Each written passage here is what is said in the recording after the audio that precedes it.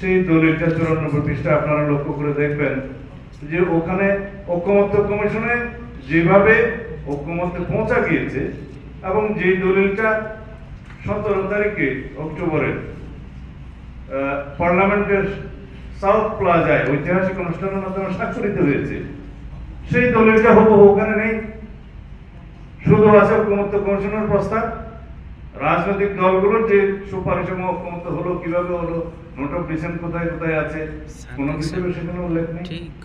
48টা দফা সংবিধানের বিভিন্ন রকমের সংশোধনের প্রস্তাব সহকারে তারা আদেশ ওখানে আদেশের মধ্যে তফসিল হিসেবে সংযুক্ত করেছে, বলেছে এগুলোর উপরে গণভোট হবে। তো তাই যদি হতো 11 মাস বা 12 মাস ধরে এই কসরত কেন করা হলো জাতীয় ঐকমত্য কমিশনে? কেন মাননীয় প্রধান উপদেষ্টা ভাষণ দিয়েছিলেন জাতির উদ্দেশ্যে যে ঐকমত্য কমিশন গঠন করা হয়েছে, তার আগে সংস্কার কমিশন 6টা গঠন করা হয়েছে, তাদের সাথে আমাদের আলোচনা হয়েছে।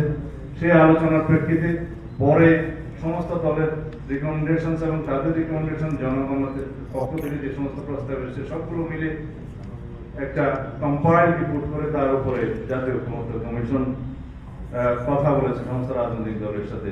জাতীয় ঐকমত্য কমিশনের সভাপতি হিসেবে মাননীয় প্রধান উপদেষ্টা নিজে সেটা প্রকাশ করেছেন যে এখানে রাজনৈতিক দলগুলো যে সমস্ত বিষয়ে ঐকমত্য পোষণ করবে সেগুলো সংকলিত করে একটা জুলাই জাতীয় সনদ হবে, সেটা স্বাক্ষরিত হবে এবং সেটা পরবর্তী পার্লামেন্টে বাস্তবায়ন হবে।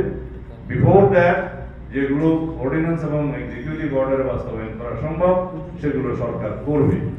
এই ছিল প্রস্তাব। 31শে জুলাই দ্বিতীয় দফার আলোচনা শেষ করার পরে যখন জুলাই সনদ প্রায় পাকাভুক্ত হলো এবং প্রণয়ন হওয়ার আগ পর্যন্ত যে সমস্ত বিষয়ে ঐকমত্য হলো, সেই দিন হঠাৎ করে বললো এটা বাস্তবায়নের জন্য দুই একটা দলের পক্ষ থেকে বলা হলো বাস্তবায়নের জন্য আইনানুগ ভিত্তি চাই।